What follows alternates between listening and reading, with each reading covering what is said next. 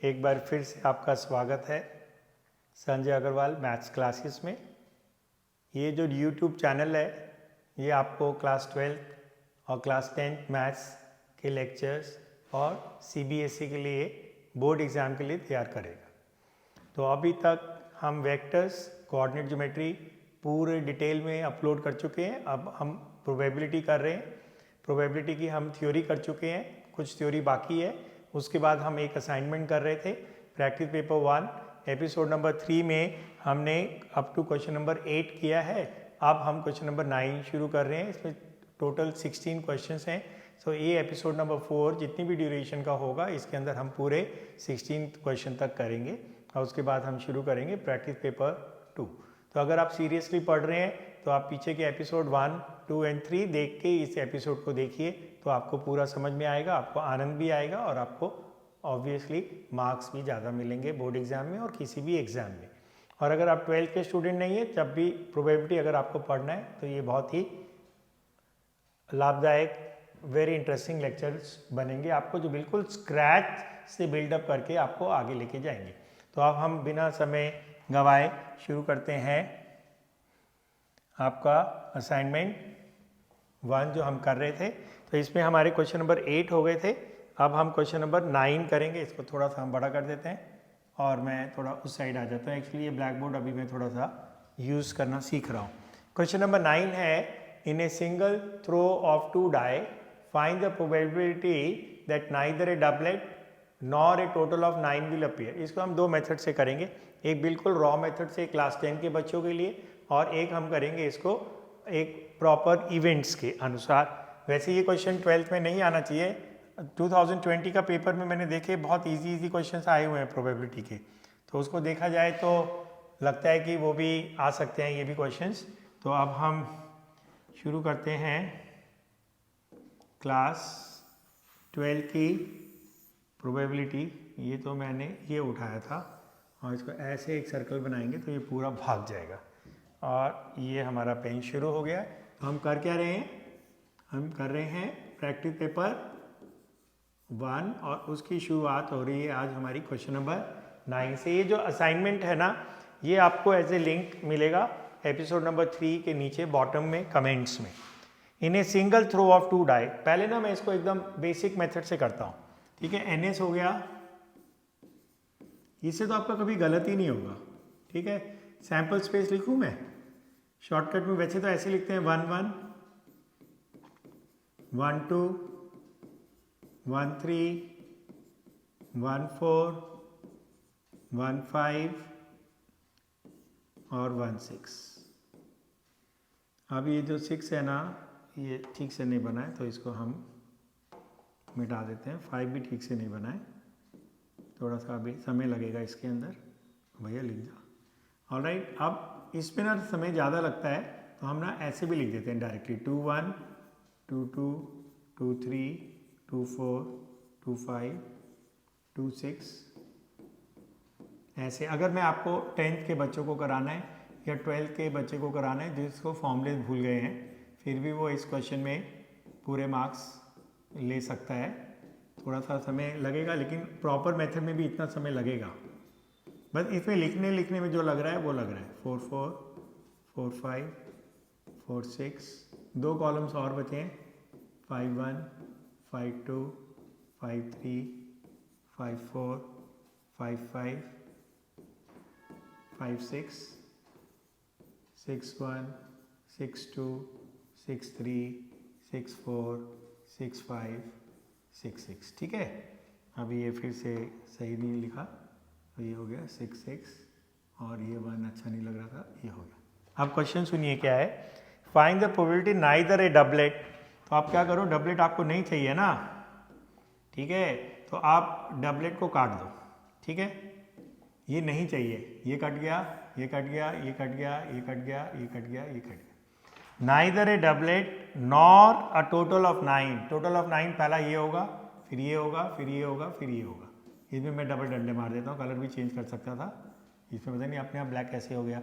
ये आपको नहीं चाहिए। सो अब आपके फेवरेबल कार्ड्स क्या हैं बोलो। तो अब आपका NE क्या हो गया, you do not want a doublet, now you want a total of 9। अब गिन लो 1 2 3 4 5 6 7 8 9 10 11 12 13 14 15 16 17 18 19 20 21 22 23 24 25 26।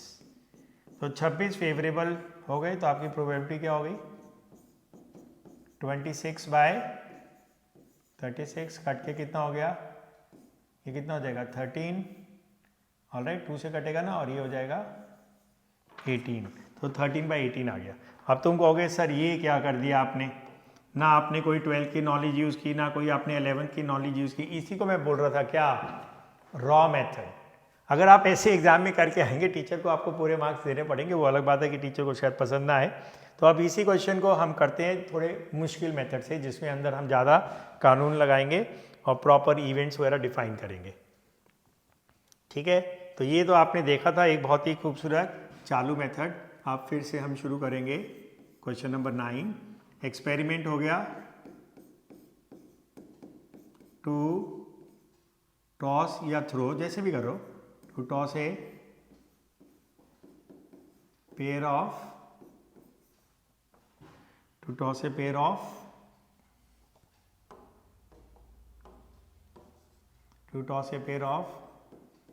dice. All right, how many ways? Multiplication rule लगेगा 6 × 6 36। अब इसमें दो इवेंट डिफाइन करने पड़ेंगे।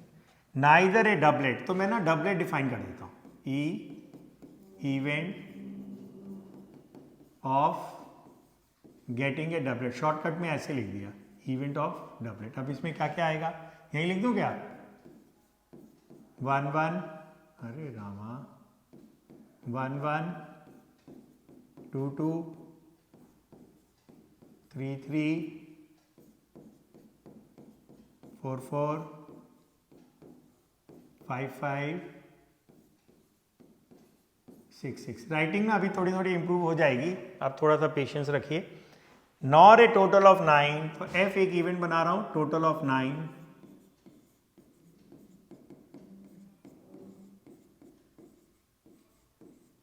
सदियों से चौक वाले ब्लैक बोर्ड पे लिखते आ रहे हैं ना, तो एक अचानक से एक स्लिपरी ग्लास सरफेस पे लिखने में थोड़ा टाइम लगता है।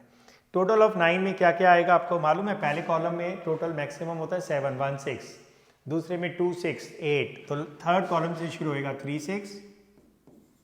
ठीक है, फिर इसको एक बढ़ा दीजिए 4 और ये कम होके 5 हो जाएगा 4 5, फिर 5 4 और फिर 6। ये हो गया आपका टोटल ऑफ 9। अब E इंटरसेक्शन F चाहिए नहीं चाहिए अभी नहीं मालूम है। हमें पता है क्या फाइंड करना है, हमें फाइंड करना है नाइदर अ डबलेट। ठीक है, तो अब आपको निकालना है E बार। नॉर का मतलब होता है and, nor a total of 9, आपको ये निकालना है। ये देखो प्रॉपर मेथड, उससे ज़्यादा समय लेगा और खतरा भी है, हो या ना हो। रॉ मेथड से तो हो गया था। यहाँ क्या लगेगा बताओ जी, यहाँ लगेगा आपका De Morgan's law, E union F whole bar, intersection आएगा। अब यहाँ लगेगा कॉम्प्लीमेंट्री फॉर्मूला, पिछले एपिसोड में मैंने बताया था E यूनियन F, है ना। तो अब E यूनियन F का फॉर्मूला आपका है first evergreen formula, probability of E, इसको मैं अलग से भी निकाल सकता था, plus probability of F minus probability of E intersection F। ठीक है, अब E इंटरसेक्शन F क्या होगा, ठीक है, event of doublet and total of 9, तो मैं यहाँ लिख दूँ E इंटरसेक्शन F। ऐसा करता हूँ दूसरे कलर से लिख देता हूँ इसको, कलर्स का फ़ायदा उठाया जाए। येलो जी, येलो से लिखते हैं, यहाँ पे लिख देता हूँ E इंटरसेक्शन F। यहीं से बना लेते हैं ना। क्या क्या है भाई, 1 1 दोनों में कॉमन है, नहीं है, 2 2 है, नहीं है, 3 3 है, नहीं है, 4 4 है, नहीं है, 5 5 है, नहीं है, 6 6 है, नहीं है, तो नल सेट है ये। ठीक है, तो E इंटरसेक्शन F आपका नल सेट हो गया, क्योंकि E इंटरसेक्शन F का मतलब होगा दोनों बातें एक साथ होनी चाहिए, डबलेट भी होना चाहिए, टोटल ऑफ 9 भी होना चाहिए। इसमें कोई भी टोटल ऑफ 9 नहीं आ रहा है। ठीक हो गया। अब हम इसको वापस चलते हैं अपने वाइट पेन में, यहाँ से बंद करते हैं। आप बताओ what is the probability of getting a doublet? 6 है ना, 1 2 3 4 5 6, तो ये हो जाएगा आपका 6/36। What is the event of getting a total of 9? 1 2 3 4, ये हो जाएगा 4/36 माइनस ई इंटरसेक्शन एफ हो गया नल सेट, तो ये हो गया 0। तो ये आपका आंसर हो गया। अब ये हो जाएगा 10/36, यहाँ लिख दूँ? तो यार लिख के दो यार, इसको ऊपर कर देते ना, हमारे पास फैसिलिटी है, इसका टेक्नोलॉजी का फ़ायदा उठाया जाए। ऑलराइट, तो इसको हम यहाँ से मिटा देते हैं। आइयो, ओके, ये हो गया 1 - 10/36, एलसीएम लेंगे तो ये हो जाएगा 26/36, 2 से काट देते हैं, ये हो जाएगा 13/18, ये आंसर। अब देख लो रॉ मेथड कितना स्ट्रॉन्ग और पावरफुल था ना, इस पर ज़्यादा समय लग रहा है। अब हम करेंगे क्वेश्चन नंबर 10। तो क्वेश्चन नंबर 10 आपको दिखाऊं मैं फिर से, यहाँ से इसको ऐसे किया, ऐसे, फिर इसको यहाँ किया, ये आया आपका क्वेश्चन नंबर 10। मैं इधर आ जाता हूँ, आपको पढ़ देता हूँ। The probability at least one of the events A and B occur is 0.6। At least का मतलब यूनियन होगा, तो probability of A union B दिया हुआ है, ठीक है, 0.6। क्या मैं इसके ऊपर लिख पाऊंगा? ये तो मेरे को वहाँ से पेन लेना पड़ेगा। Probability of at least one of the events A and B is 0.6, A and B occur simultaneously, इसका मतलब होता है इंटरसेक्शन इज 0.2। आपको P A bar plus P B bar निकालना है, ठीक है। तो जो इन बच्चों के पास असाइनमेंट नहीं है, जो कमेंट में से प्रिंट आउट नहीं ले पाएंगे, वो इसको पॉज करके इस क्वेश्चन को लिख लीजिए। अगर फिर से बोल रहा हूँ, अगर आप सीरियसली पढ़ रहे हैं तो आपको इनको ना एक कॉपी में सारे क्वेश्चंस को लिखना है और नोट्स बनाने हैं और उसके आंसर भी आपको लिखने हैं। ऑलराइट, तो अब हम इसको ऐसे करके दबा के इसको ऊपर ले जाते हैं। चलो भाई आप जाओ ऊपर, बिल्कुल, आइयो, ये वापस आ गया। तो इसका मतलब एकदम नहीं जाएगा, थोड़ा सा इसको 18 छोड़ देते हैं वहाँ से। अब क्वेश्चन नंबर 10 आप सुने, पता है क्या गिवन है? सीधा बोलता हूँ, क्या गिवन है? Probability at least one of the events occurring, probability at least one of A and B, at least one of A and B, ये कितना दिया हुआ है प्रोबेबिलिटी आपको? 0.6। ऑलराइट, ऑलराइट, इसका मतलब होता है A यूनियन B, ठीक है। एटलीस्ट का मतलब ये होता है, ये आपको दिया हुआ है 0.6। और पता है क्या दिया हुआ है? Probability of their simultaneous occurrence. Simultaneous occurrence का मतलब होता है इंटरसेक्शन, और वो कितना दिया हुआ है? 0.2, ठीक हो गया। अब आपको निकालना है P A bar plus P B bar, ठीक है। मैं यहाँ लिख दूँ, इसको कलर चेंज कर देते हैं, मज़ेदार येलो अच्छा लग रहा था। टू फाइंड, लाइफ में ना थोड़ा कलरफुल बनाते हैं इसको। Probability of A bar plus probability of B bar. पता है ये कितना होगा? पी ए बार होता है 1 - P A, complementary formula, plus 1 - P B, same complementary formula, 1 + 1 2, और ब्रैकेट कॉमन ले लीजिए तो अंदर क्या आएगा? माइनस कॉमन ले लीजिए ना, P A plus P B. तो बेसिकली ना आपको P A plus P B निकालना है, वो हमारा आएगा फर्स्ट एवरग्रीन फॉर्मूले से। तो मैं ना इस पर ग्रीन से भी लिख दूँ, लेकिन ग्रीन से तो ग्रीन पे दिखेगा नहीं, तो मैं वाइट ही चलने देता हूँ। नहीं तो ना फॉर्मूला मैं सोच रहा था कि जो फर्स्ट एवरग्रीन फॉर्मूला उसको ग्रीन कलर से ही लिख दिया जाए।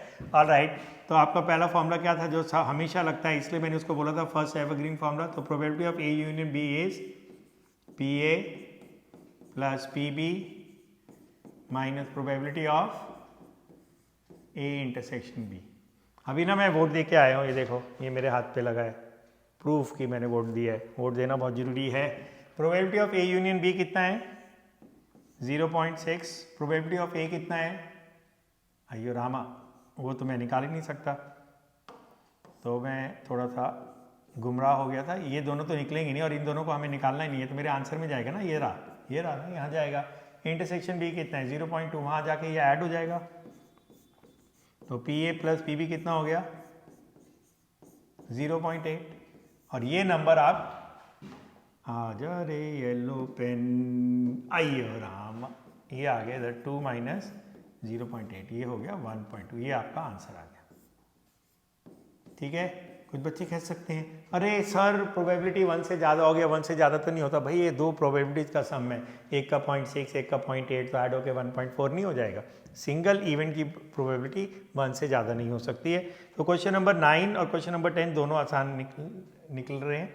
अब ये तो ट्रांजिशन असाइनमेंट है ना, सारे ही क्वेश्चन हमारे आसान हैं, लेकिन पता है हर क्वेश्चन में आप सीख रहे हैं, हर क्वेश्चन में। ये मैंने बहुत इंटेलिजेंटली क्वेश्चन सेलेक्ट किए हैं जिससे कि आप देख सकें हर क्वेश्चन को। आप देखिए question number 11, from a well shuffle deck of 52 cards 4 cards are drawn at random. फिर से 4 cards are drawn at random, question silent है, तो बोलो क्या मानोगे, विदाउट रिप्लेसमेंट, और क्या बोलोगे, कॉम्बिनेशन फॉर्मूला जिंदाबाद। What is the probability all the cards are of the same colour, या तो सारे रेड या सारे ब्लैक, येलो तो होता नहीं है।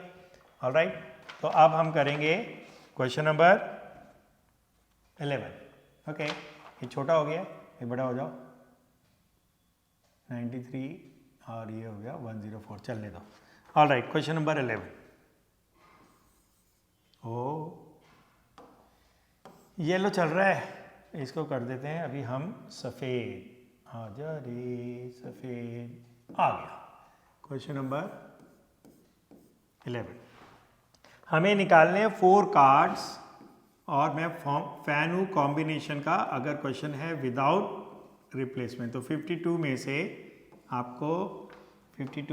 आपको 4 कार्ड्स निकालने, 52C4। ओके, कैलकुलेशन इसकी भी बहुत लंबी होने वाली है। What is the probability all the cards are of same color? Now this event can happen in 2 mutually exclusive ways. Is the event all 4 cards are red? दो ही तो कलर होते हैं, red and black. All 4 cards are red. अरे यार ये मेरे को याद आया, अगर आपको ताश नहीं खेलनी आती ना, प्लेइंग कार्ड्स, वैसे तो 10वीं और 11वीं से आप खेलना आना ही चाहिए, तो आप you better start playing cards. You should be familiar with structure of cards के 52 कार्ड्स होते हैं, 26 रेड होते हैं, 26 ब्लैक होते हैं। 26 रेड दो ग्रुप्स में बटे होते हैं, 13 एक को बोलते हैं डायमंड, एक को बोलते हैं हार्ट। 26 ब्लैक कार्ड्स भी दो ग्रुप्स में बटे होते हैं, 13 एक को बोलते हैं स्पेड, एक को बोलते हैं क्लब्स।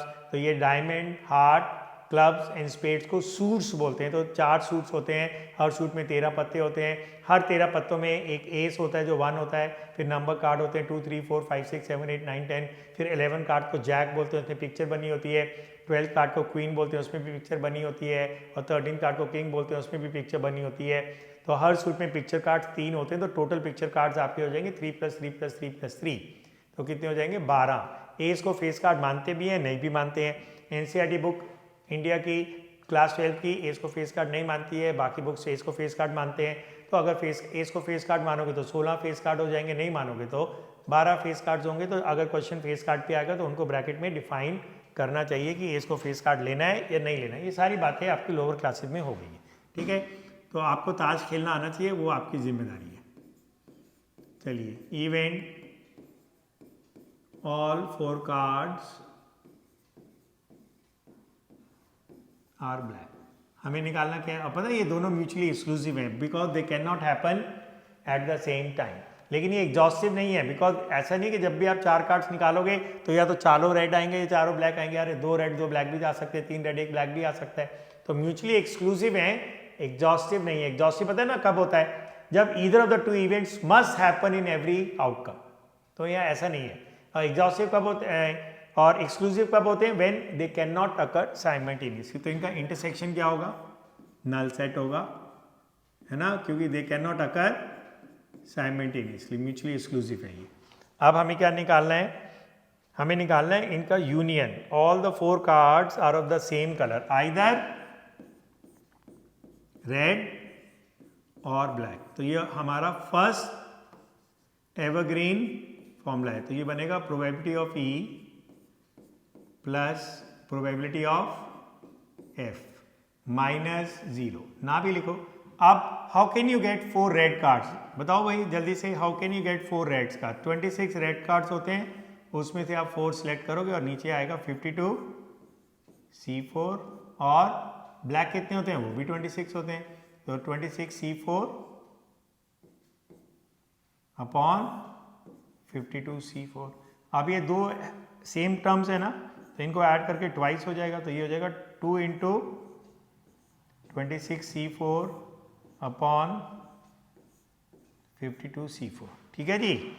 अब हाथ को टच किया, उंगली को प्रेस किया और इसको ले गए हम ऊपर। अब बची है कैलकुलेशन। चलो देखते हैं इसकी कैलकुलेशन कितनी मुश्किल है। ये दोनों के ना 4 फैक्टोरियल कट जाएंगे, तो ऊपर आएगा 26 इंटू 25 इंटू 24 इंटू 23 और नीचे आएगा 52 इंटू 51 इंटू 50 इंटू 49। अब ये लगता तो है बड़ी इंटिमिडेटिंग कैलकुलेशन है, मतलब डराने वाली है, बहुत बड़ी बड़ी है। कोशिश करते हैं। देखो ये तो 2 से कटेगा, ये तो बढ़िया हो गया। ये भी 2 से कटेगा, ये भी बढ़िया हो गया।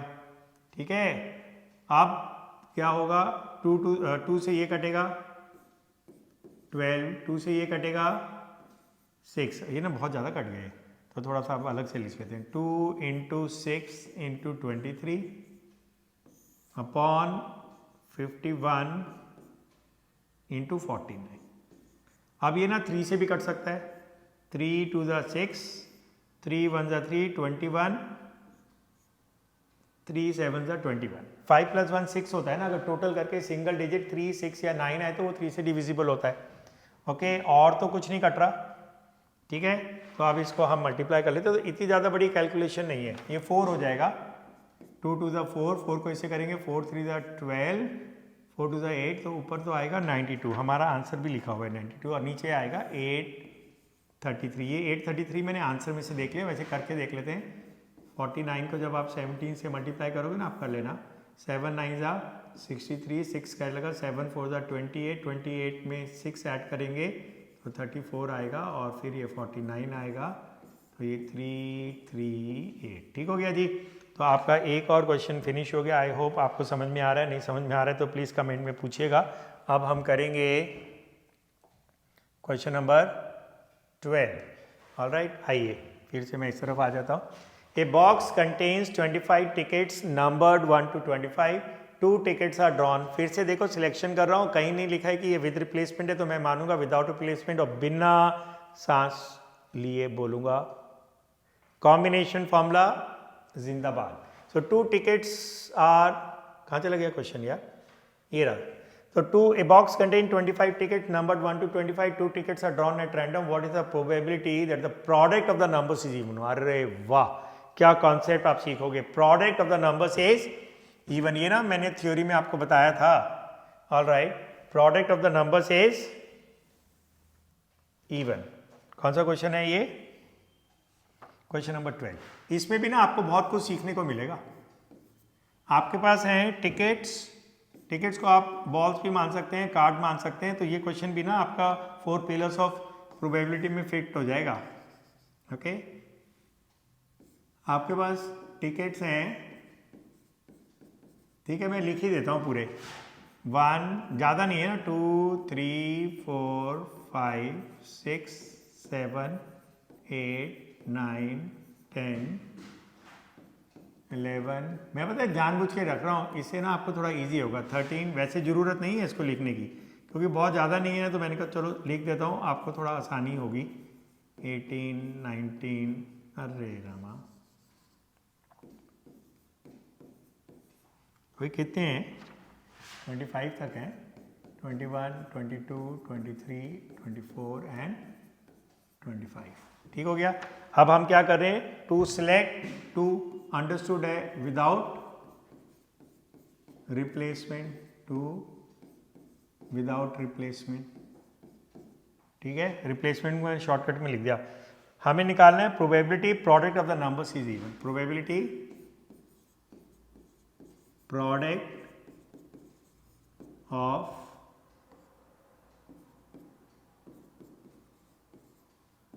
two numbers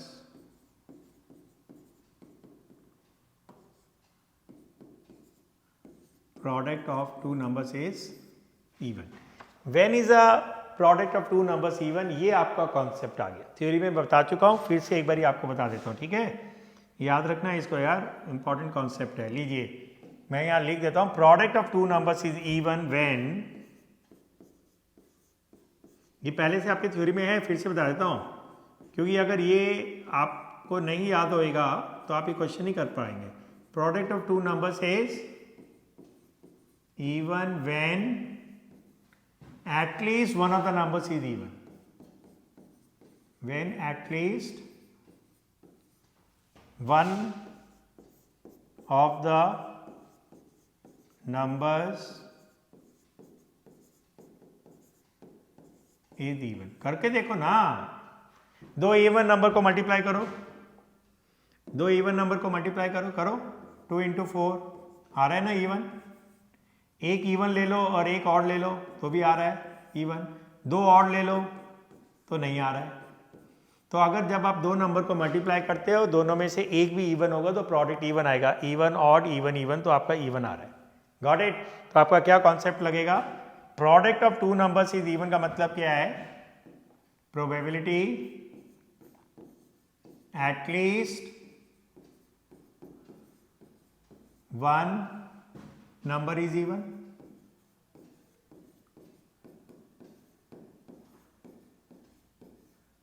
at least one number is even, है ना? अब आपको याद है एटलीस्ट वन में मैं क्या करने वाला हूं? मैं इसको लिखने वाला हूं 1 minus probability none is even. ये मैंने आपको बताया था। तो इसमें लिखने वाला हूं probability at least one number is even का 1 minus probability none is even. None is even का मतलब क्या हो गया?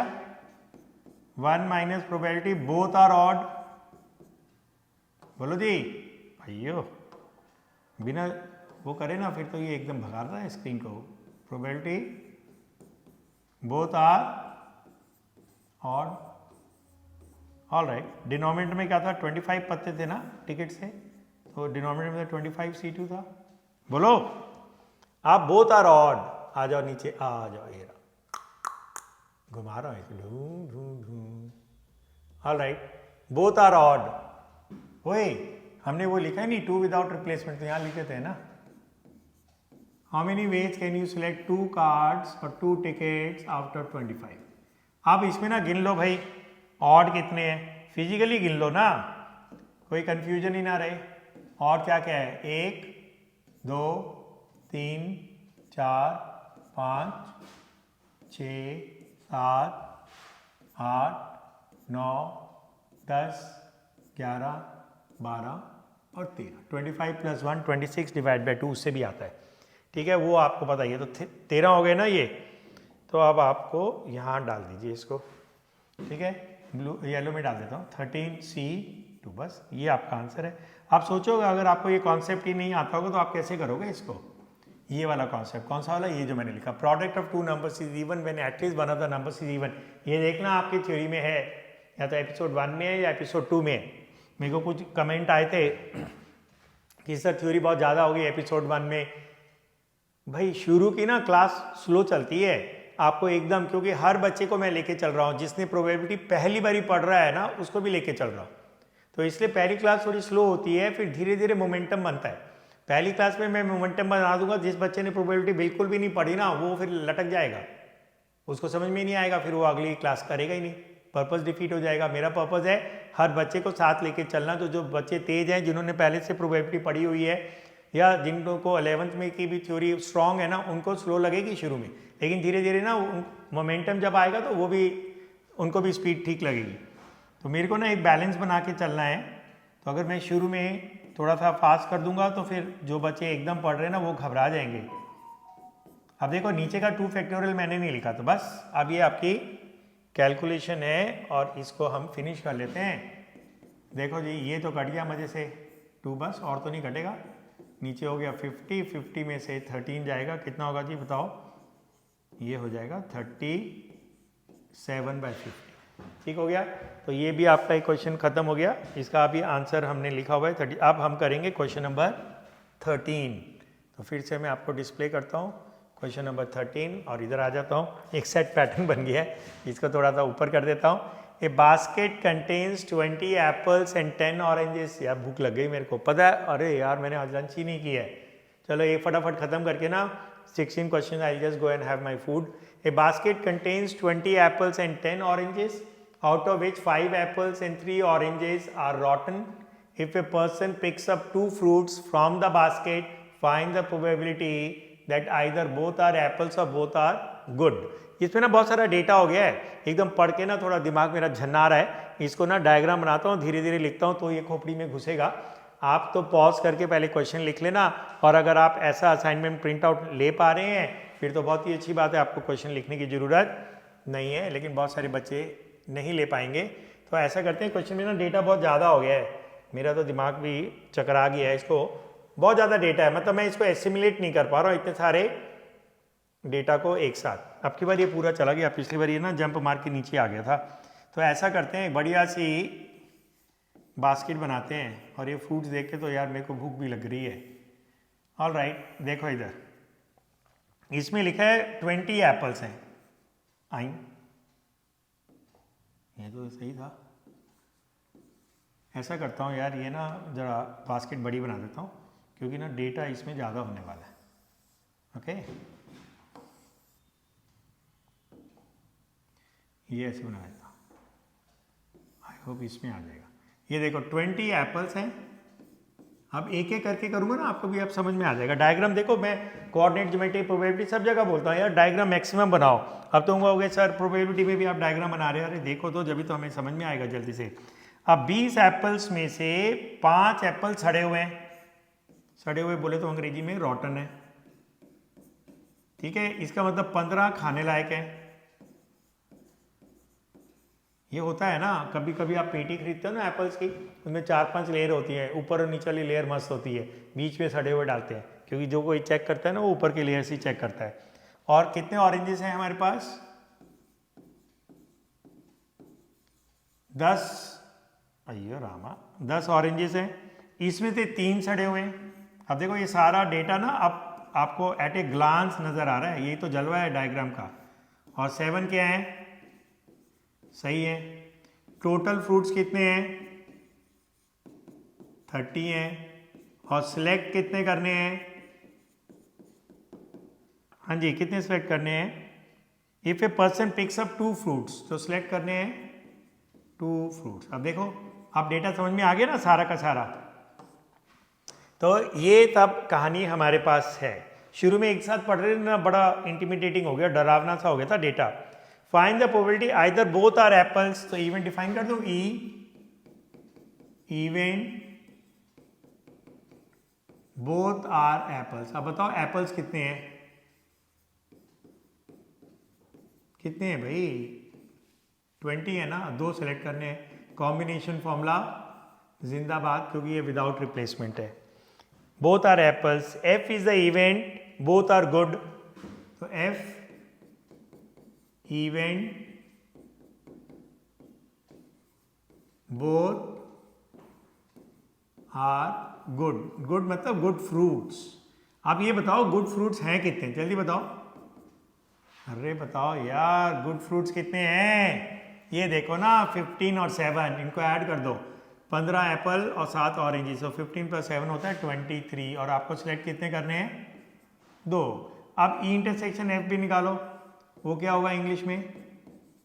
बोलो, दोनों एक साथ होंगे, एप्पल भी होंगे गुड भी होंगे, तो both are apple as well as good, मतलब बोथ आर गुड एप्पल्स।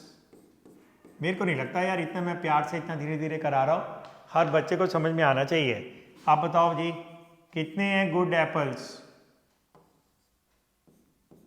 कितने हैं भाई? ये रहे ना, 15 गुड एप्पल्स हैं, तो यहाँ क्या आएगा? 15C2। बस अब आपको निकालना क्या है? और निकालना है what is the probability both are apples और बोथ आर गुड। तो आपको निकालना है प्रोबेबिलिटी ऑफ, कौन सा फॉर्मूला लगेगा ई यूनियन एफ के लिए? पहला एवरग्रीन फॉर्मूला। मैं क्यों बोलता हूँ इसको एवरग्रीन फॉर्मूला? क्योंकि वो हर सिचुएशन में लगता है, लग सकता है अगर क्वेश्चन की डिमांड है, ठीक है। अब प्रोबेबिलिटी ऑफ ई क्या होगा? वो रहा 20C2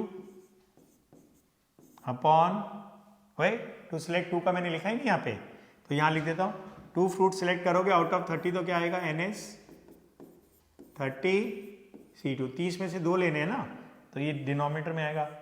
फॉर्मूला नहीं लिख रहे हम, डायरेक्ट करते हैं ना। और प्रोबेबिलिटी ऑफ एफ क्या होगा? 23C2 अपॉन 30C2 और इंटरसेक्शन F क्या है 15C2 अपॉन 30C2। ये आपकी कहानी बन गई है। तो आई होप आपको ये समझ में आ गया। तो ये डायग्राम बहुत ज़रूरी था। इसके अंदर ये स्ट्रक्चर था, हमें दो फ्रूट निकालने थे 30C2, both are apples 20C2, both are good 15 + 7, यहाँ से आएगा 15 + 7 23C2, both are good apples वो 15 है। ठीक हो गया। अब हम इसको ऊपर करते हैं और इसकी कैलकुलेशन करते हैं। ठीक है, आइए 20C2 कितना होगा 20 × 19 अपॉन 2 फैक्टोरियल, वो नीचे वाले 2 फैक्टोरियल से घट जाएगा, है ना। मैं एलसीएम भी ले सकता हूँ, ले लूँगा अभी।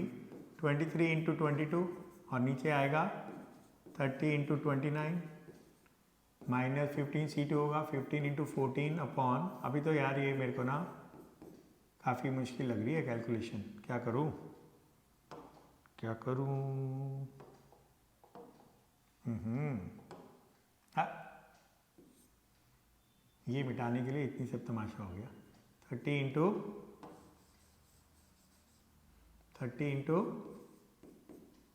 29।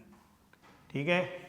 अब यार ये कैलकुलेशन तो बड़ी है, अब इसको मैं छोड़ दूं फिर। ठीक है, इसका आंसर आएगा 316 upon 435। Either both are apples और बोथ आर गुड। फिर भी ना ये सारे क्वेश्चन ना 11th के हैं।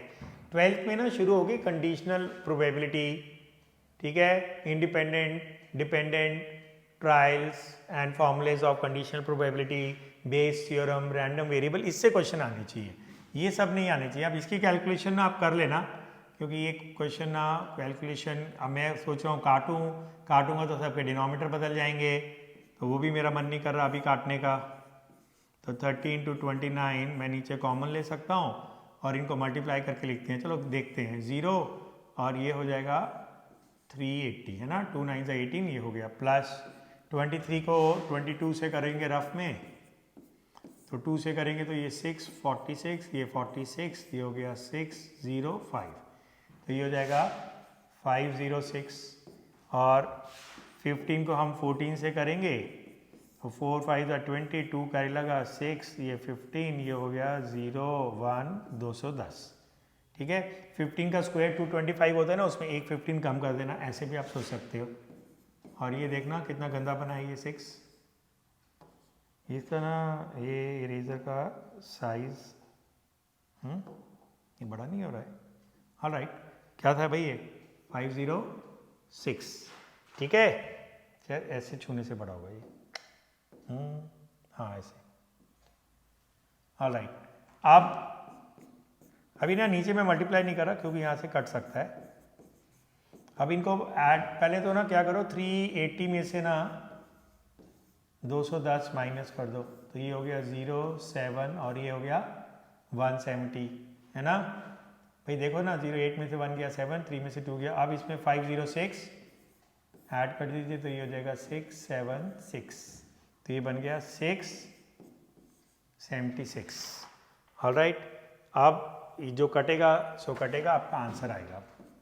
अब 2 से काटता हूँ तो ये 15, 2 से काटता हूँ ये 3, फिर ये 3 पे जाएगा 18 होके 338 हो जाएगा, है ना।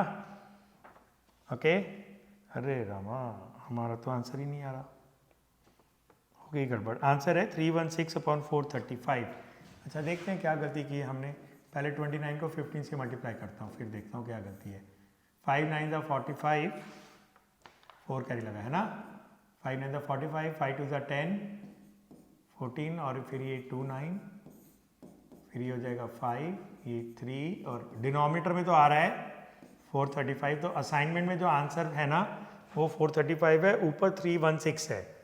तो इसका मतलब हमारी कहीं कैलकुलेशन, यहाँ से चेक करते हैं कैलकुलेशन। देखो 20 × 19, 23 × 24, 15 × 14, ये सही है। अब 20 × 19 का प्रोडक्ट देख लेते हैं। 0 लगाया, 19 को डबल करेंगे तो 38 आता है। ठीक है, 33 × 22 को यहाँ देख लो, 2 3 6, 2 2 4, फिर सेम आएगा 46, ये 0 हो गया, एक कैरी हो गया 506।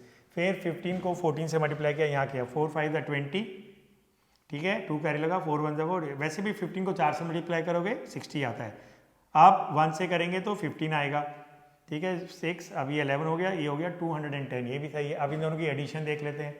पहले 380 में से 210 माइनस किया, 8 में से 1 गया 7, 3 में से 2 गया 1, ठीक है, ये हो गया। अब इसमें 506 ऐड कर देते हैं, तो 6 आया, 7 आया और 6 आया 6। अब फिर मैंने ये 2 से काटा है, तो यही गलत किया है क्या, या फिर मेरा आंसर भी गलत हो सकता है? हाँ जी, यही तो है, 2 से करें ना, 2 3 6, फिर से 3 से गया 6, 16 बचा, तो 16 को 2 से काटेंगे तो 8 आएगा ना, तो ये 338 है। तो इसका मतलब मेरे असाइनमेंट में आंसर गलत टाइप किया हुआ है। मैंने असाइनमेंट में 316 किया है, हमारा आंसर 338 आ रहा है। वैसे मैं चेक भी करता हूँ, एक सेकेंड। क्वेश्चन नंबर 13 का हमारा आंसर क्यों गलत आ रहा है? ऑलराइट, तो हो सकता है ना असाइनमेंट में भी गलत हो। ओके, तो 15 इंटू 29, अब पता नहीं यार, ये तो गड़बड़ है। 9 11 में से यार 316 ही आ रहा है, हमारी गलती कहाँ हुई है? 20C2 22 सीट, ओ हो मिल गई गलती। ये 22C2 था यहाँ पे, ये देखते हैं कहाँ पे चला गया, ये रहा। बोथ आर गुड, ये देखो 15 + 7 23 थोड़ी ना होता है, 15 + 7 22 होता है। तो ये गलती हो गई ना, वही मैं कह रहा हूँ कुछ गड़बड़ हो रहा है। ये देखो, ऐसे हम मिस्टेक करते हैं एग्जाम में, कितना गड़बड़ हो जाता है। ये तो मेरे पास आंसर था, कितना अफसोस होगा ना एग्जामिनेशन हॉल के बाहर आके, अरे यार मैंने 15 + 7 को गलती से 23 लिख दिया। बहुत बहुत बुरा होता है ऐसे यार, बहुत दिल दुखता है। क्वेश्चन नहीं आए ना तो चलेगा यार, नहीं आता। अब ये कोई बात हुई है, मतलब 15 + 7 को हम गलत करके आ गए एग्जाम में,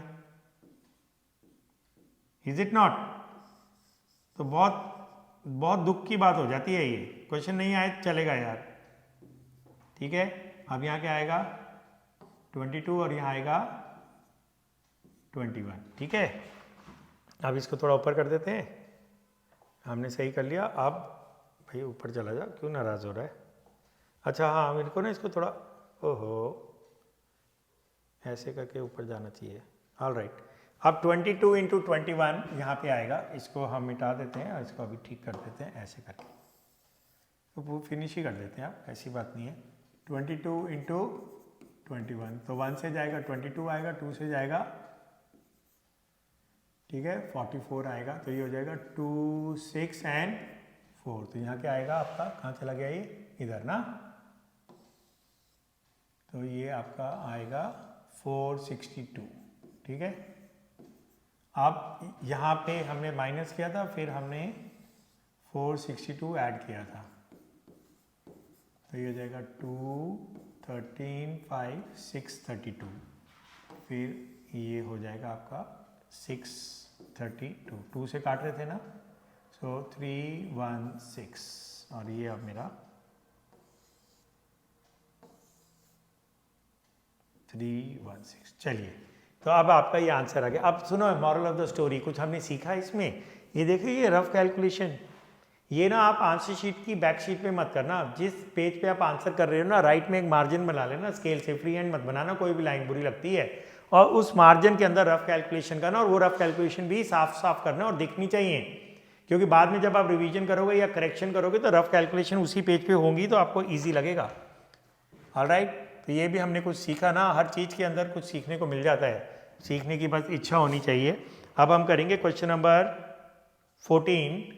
2 balls are drawn at random with replacement. अयो, पहला क्वेश्चन आ गया, विद रिप्लेसमेंट। कॉम्बिनेशन फॉर्मूला जहर है, अब नहीं लगेगा।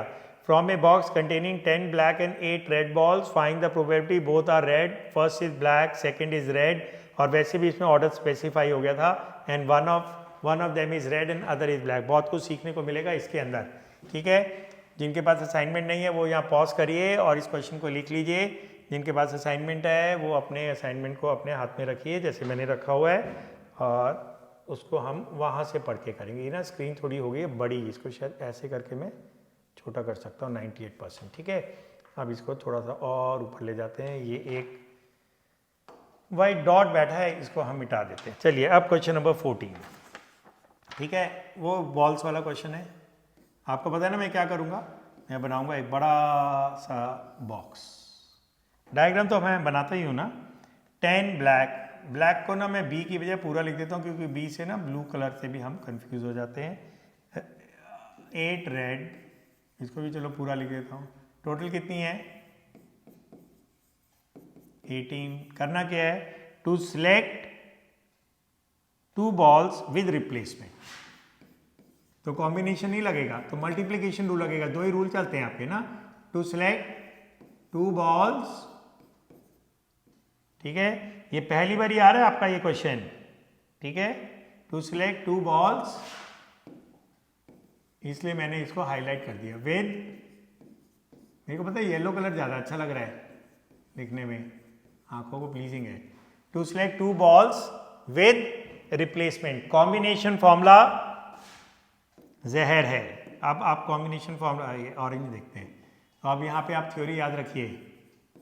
कॉम्बिनेशन, ये मेरा अपना स्टाइल है ना, कॉम्बिनेशन फॉर्मूला, बोलो क्या है? कॉम्बिनेशन फॉर्मूला जहर है। अब इसमें ना जब मल्टीप्लिकेशन रूल लगाएंगे ना, 2 ही है ना, कॉम्बिनेशन या मल्टीप्लिकेशन, तो 1 बॉल एट ए टाइम होगा। मल्टीप्लिकेशन रूल में एवरी बॉल, कॉम्बिनेशन में तो डायरेक्ट लिखते हैं ना हम 18C2, इसमें 1 बॉल एट ए टाइम, याद रखिएगा। अब देखते हैं, अब सीधा इसको करेंगे और इवेंट भी नहीं डिफाइन करेंगे, डायरेक्ट आंसर लिखेंगे। आइए देखिए इसको। ऑलराइट, पहला पार्ट है प्रोबेबिलिटी बोथ आर रेड। इसमें ना इवेंट डिफाइन करने की जरूरत नहीं है। देखो बोथ आर रेड को आप ऐसे लिखेंगे, probability first is red and, अब ये लग रहा है कि 12th क्लास में आ गया हूं मैं, सेकंड इज रेड। आपको याद है थ्योरी में, देखो वो सारा जलवाई थ्योरी का है। And always converts into multiplication even when the events are independent और डिपेंडेंट। आपको तुम बोलोगे सर ये क्या बोलने लग गए आप, ये उन्हीं बच्चे ऐसे बोलेंगे ना जिनको थ्योरी याद नहीं है या जिन्होंने पिछले एपिसोड देखे नहीं है। फॉर्मूला लिख देता हूँ, ये देखिए ऐसे लिखते हैं, probability of A intersection B, intersection, ये इंटरसेक्शन ही होता है, ठीक है। इसका फॉर्मूला बनता है probability of A into probability of B given A. इसको मैं बोलता हूँ सेकेंड एवरग्रीन फॉर्मूला, हमेशा लगता है। इंग्लिश में बोलता हूँ मल्टीप्लीकेशन, इंटरसेक्शन या and converts into multiplication. Alright, events independent हो या डिपेंडेंट हो। तो अब ये क्या बनेगा, इसको मल्टीप्लाई कर दीजिए। Probability first is red into second is, first is red, second is red. अब बताओ, अब यहां पे ना 1 बॉल एट ए टाइम है। अब आप ना क्लास 10 में चले जाओ, बताओ जी, एक बॉल निकालनी है 18 में से तो 18 ही आएगा। रेड कितनी है 8, एक निकालनी है तो 8 ही आएगा इंटू, अब ये बॉल वापस डाल दी, अब टोटल बॉल्स कितनी है 18 ही है, रेड कितनी है 8 ही है, क्योंकि बॉल को रिप्लेस कर दिया गया। तो ये आपका पहला आंसर आ गया, ठीक है। अब इसको काट लीजिए, ये 4, ये 9, ये 4 और ये भी 9, तो आपका आंसर हो गया 16/81, ठीक हो गया। तो इसमें ना आंसर लिखा नहीं हुआ है इस वाले क्वेश्चन में। अब लिखा है first is black and second is red. करिए, मैं इसका आंसर एक सेकंड चेक कर लेता हूँ, क्योंकि ये मैंने क्लास में कराए थे क्वेश्चंस, तो ये आपका आ जाएगा। ऑलराइट, तो अभी इसका आंसर मेरे पास नहीं है। चलो, इसका आंसर ठीक ही है, इसमें कोई ऐसी गलत नहीं लग रहा मेरे को इसके अंदर। ओके, तो 16/81 ये आंसर ठीक है, मैंने चेक कर लिया। मैं ना बाकी असाइनमेंट में भी ना आंसर लिखना शुरू कर देता हूँ पीछे साइड में, जिससे कि हमें पता लगे और आपको भी पता लगे अगर आप दोबारा कर रहे हैं कि आपका आंसर सही आ रहा है या नहीं आ रहा है। सपोज आप सोल्यूशन नहीं देखना चाहते हैं, आप खुद प्रैक्टिस कर रहे हैं, तो आंसर होगा तो आपको पता तो लगेगा कि आपका आंसर सही आया है या नहीं आया है। अरे आप लोगों को मेरे को ये फीडबैक देना चाहिए था, मैं खुद अपना फीडबैक बना रहा हूँ। प्रोबेबिलिटी फर्स्ट इज ब्लैक, अब मैं ना इज खा जाता हूँ, ठीक है। फर्स्ट शॉर्टकट में लिख रहा हूँ, first black, okay, comma, and की जगह ना कॉमा भी लिख सकते हैं। मैं जानबूझ के ना आपको अलग अलग नोटेशन दिखा रहा हूँ। सेकेंड रेड, ये आपको निकालना है, ठीक है। ये यहाँ घुस गया मेरा 16/81, मैं यहाँ लिख देता हूँ। ओके, अब इधर आ जाओ। First is black and second is red, तो फिर ये एंड है और इंटरसेक्शन है। इंटरसेक्शन एंड कॉमा तीनों एक ही बात है, ऐसे ऐसे और ऐसे, ठीक है। अब intersection always converts into multiplication. First black into probability second red. कितनी बॉल थी टोटल, कितनी थी भाई? लाओ जी डब्बा नीचे लाओ। 18, 10 और 8, तो यहाँ आएगा 18 और ये बॉल वापस डाल देंगे, फिर से 18 आएगा। 1 बॉल एट ए टाइम, है ना। ये परमानेंट करवाता हूँ मैं इसको ना, पीछे वाला हमेशा इरेजर ही रहे, बार बार सिलेक्ट ना करना पड़े। ब्लैक कितनी थी भाई? ओके आ जाओ जी। ब्लैक कितनी थी? 10, तो यहाँ आएगा 10। और रेड कितनी थी? 8। लो जी आपका ये आंसर आ गया सेकंड का। फर्स्ट इज ब्लैक एंड ये हो गया। अब इसको काट देते हैं। 2 से काटेंगे 4, 2 से काटेंगे 9, 2 से काटेंगे 5, 2 से काटेंगे 9, तो आंसर हो गया 20/81। अब थर्ड पार्ट करते हैं। ये बड़ा गड्ढा है, 1 is red and another is black. 1 is red and another is black. Answer ठीक है, मैंने क्रॉस चेक कर लिया। अब हम इसको हाथ सेलेक्ट करते हैं, ऊपर ले जाते हैं और लिखते हैं प्रोबेबिलिटी। पता है इसमें फर्क आ गया। अब 1 is red and other black. देखो राइटिंग ना धीरे धीरे इंप्रूव हो रही है। अब 2-3 एपिसोड के बाद देखना मस्त आ जाएगी।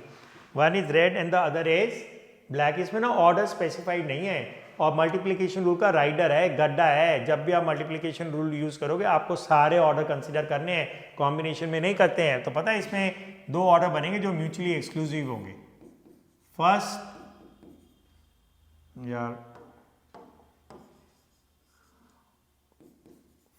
First red and second black.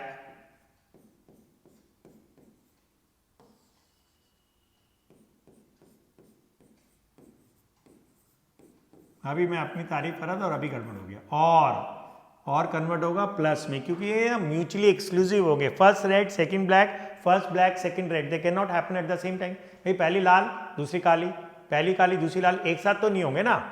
तो इसलिए जब भी इवेंट्स म्यूचुअली एक्सक्लूसिव होते हैं यूनियन कन्वर्ट्स इनटू प्लस। अब सेकंड टर्म बनेगी first black and second red. अब देखो यहाँ पे ये फिर से सुन लीजिए, intersection and comma always converts into multiplication. तो first red into probability second black plus. अब पता है मैं फर्स्ट वर्ड गायब कर रहा हूँ यार, ज़्यादा समय लग रहा है। Black and red. अब सब में नीचे 1 बॉल एट ए टाइम आएगा। ये भी 18, अरे रामा, ये भी 18 आएगा, ये भी 18 आएगा, ये भी 18 आएगा। पता है पेन उठाना पड़ता है इसमें हर बारी, फ्लोइंग में नहीं लिख सकते आप। तो ये धीरे धीरे ना आदत डालनी पड़ेगी। अब रेड कितने थे भाई? मैं पढ़ देता हूँ, नहीं तो स्क्रीन को नीचे लाना पड़ेगा मेरे को। रेड थे 8, तो यहाँ 8, यहाँ पे 8, और ब्लैक थे 10, यहाँ पे 10 और यहाँ पे 10। तो that finishes this question. Alright, so इसमें भी आपने गड्ढा देख लिया ये ऑर्डर वाला। बहुत कुछ सीखने को मिला है इसके अंदर। हो ये दोनों डबल हो जाएंगे क्योंकि सेम सेम है। तो 2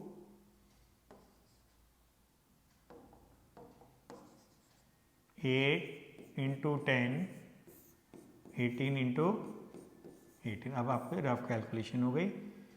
और 2 से कटेगा 4, 2 से कटेगा 9, 2 से कटेगा 9 ऊपर आ गया 40 और नीचे आ गया 81। चलिए अभी ना अगले दो क्वेश्चन बहुत छोटे छोटे हैं और इंसिडेंटली बोर्ड एग्जाम के क्वेश्चंस हैं 220 के 2020 के, जिसके बाद आपकी कोरोना आया था। देखिए, A die is thrown once, A is the event the number is greater than 3 मतलब 4 5 6, B is the event number is less than 5 that is 1 2 3 4, find A union B. मेरे को समझ में नहीं आया यार, ये क्वेश्चन कैसे बोर्ड एग्जाम में आ गया? अरे ये क्या चीज बन गई? ओके अब हम फंस गए, ये तो कहाँ से जाएगा? अरे यार अब हमारा ब्लैक बोर्ड कैसे आएगा? ओके अब मैं ना यहाँ अटक गया, ये होता है। अभी तो मैंने कुछ किया ही नहीं यार, ये फाइल कहाँ से आ गई? स्विच टू यार, यहाँ से देखता हूँ ऐसे करके, ओ हाँ आ गया। ये पता नहीं कहाँ से आ गया, लेकिन अभी खैर अपना वाइट बोर्ड आ गया, वो काफ़ी है। अभी तो हम क्वेश्चन करते हैं। ओके अब हम ये क्वेश्चन ना, मेरे को अभी तक मैं कंफ्यूज्ड हूँ यार कि इतना सिंपल क्वेश्चन बोर्ड एग्जाम में कैसे आया। ए डाई इज थ्रोन वंस, तो मैं एक्सपेरिमेंट नहीं लिख रहा, डायरेक्टली लिख रहा हूँ। एनएस हो गया 6, सैम्पल स्पेस पे क्या करूँगा लिख के, चलो लिख देता हूँ। ये तो मतलब एकदम ही 11th के बच्चों के लिए भी ना ये एलिमेंट्री क्वेश्चन माना जाएगा, तो 12th में कहाँ से आ गया ये यार? बहुत ज़्यादा इजी क्वेश्चन है ये। अरे यार ओके आप देखो, A is the event number is greater than 4। अयो मैं ना इंग्लिश में भी नहीं लिख रहा यार, नंबर ग्रेटर देन 4 ऐसे लिख दूँ डायरेक्ट, तो क्या हो गया ये 5 6, नंबर इज ग्रेटर देन 4, नहीं नंबर इज ग्रेटर देन 3, तो ये हो जाएगा 4 5 6। ठीक है, number is greater than 3, B is the event number is less than 5,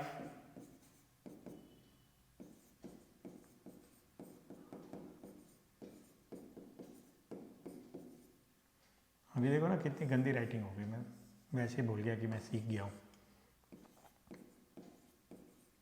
बस वही है कि जल्दी जल्दी नहीं करना है। B is the event number is less than 5। अब लेस देन 5 में क्या क्या आएगा? ऑब्वियसली सारे बच्चे लिखेंगे 1 2 3 4। अब इनका इंटरसेक्शन क्या है? बोलो जी, वो तो देख के पता लग जाएगा। ये रहा 4 है ना, 4 दोनों में कॉमन है ना। So number is greater than 3 4 5 6, number is less than 5 1 2 3 4। ठीक हो गया। इंटरसेक्शन बी कितना हो गया? इंटरसेक्शन बी 4 हो गया। अब आपको निकालना क्या है? Find A union B. अब बताओ यार, मेरे को तो अभी तक आई एम सो सरप्राइज्ड कि ये क्या हो रहा है। ठीक है, probability of A plus probability of B minus probability of A intersection B. अब प्रोबेबिलिटी ऑफ ए कितना होगा? कितने थे? 3 ना, 3/6, और ये कितने थे? 4 4/6, और ये कितना था? 1 1/6। तो ये हो गया 3 4 7 7 - 1 6/6। श्योर इवेंट बन गई है। ऑलराइट, तो ये हो गया 6/6, दैट इज प्रोबेबिलिटी 1। इसका आंसर लिखा हुआ है। Okay, last question of this assignment as well as this episode also. All right, अब ये कैसे जाएगा ये मेरे को नहीं समझ में आ रहा है। पहले ये ना पूरा ये वाला कॉलम नहीं था। एनीवे, अब देखो तो थोड़ा ऊपर कर देते हैं। A number is chosen randomly from 1 to 60।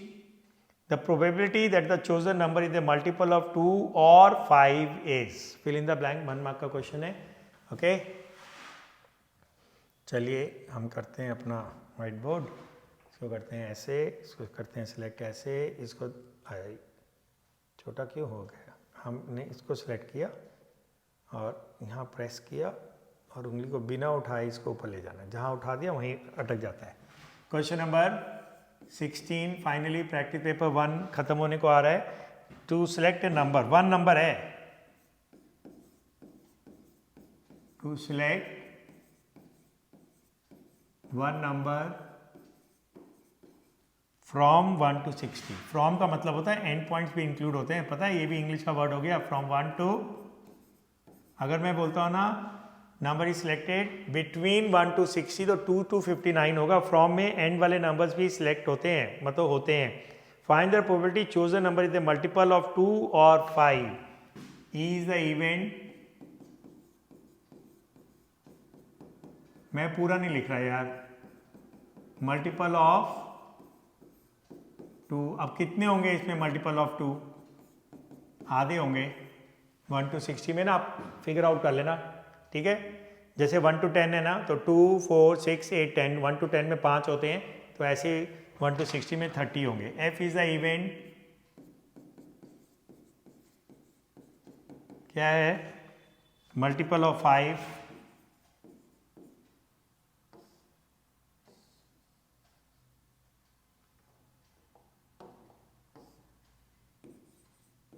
आपको वही पेन उठा के ना अलग अलग लिखना है। ये देखो, ये सब ना ऐसे फिर गंदा हो जाता है। ये मल्टीपल ऑफ 5, अब कितने होंगे मल्टीपल ऑफ 5? मैं बताऊँ इसको, 60 को 5 से डिवाइड कर दो तो 12 होंगे। वैसे भी देख लो ना, 5, 10, 15, 20, 25, 30, 6 हो गए, उसका डबल 12 हो गया, ठीक है। अब ई इंटरसेक्शन एफ क्या होगा सोचो। इवेंट मल्टीपल ऑफ 2 and 5, मतलब इनका LCM, मतलब मल्टीपल ऑफ 10, ऐसे 6 होंगे ना, बोल दूं मैं? 10, 20, 30, 40, 50 एंड 60। 1 to 60 में 10, 20, 30, 40, 50, 60 हो गया। अब निकालना क्या है? अब तो खत्म कर। Probability of A union B direct लिख दूं फॉर्मूला। प्रोबेबिलिटी ऑफ ए नहीं है यहाँ पे, ई यूज किया है alphabet. Probability of E union F, तो प्रोबेबिलिटी ऑफ ई कितना होगा? 30/60। यहाँ हमने लिखा नहीं था to select one number from 1 to 60, तो NS होगा 60C1, दैट इज 60। अब ये हो जाएगा प्लस 12/60 माइनस 6/60।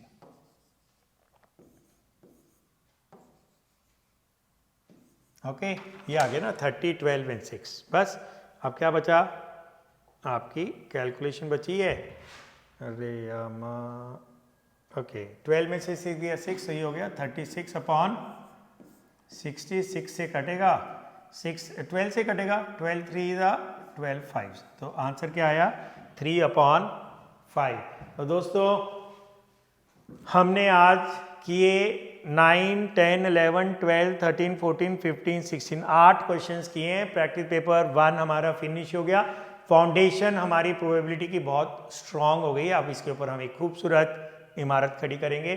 तो ये हमारा एपिसोड नंबर 4 फिनिश हुआ। जल्दी ही मिलते हैं एपिसोड नंबर 5 में, जिसके अंदर शुरू करेंगे हम प्रैक्टिस पेपर 2। तो बने रहिए संजय अग्रवाल मैथ्स क्लासेस में, और सारे एपिसोड रेगुलरली देखिए। And do not forget to subscribe, share and like. Okay, see you soon in the next episode.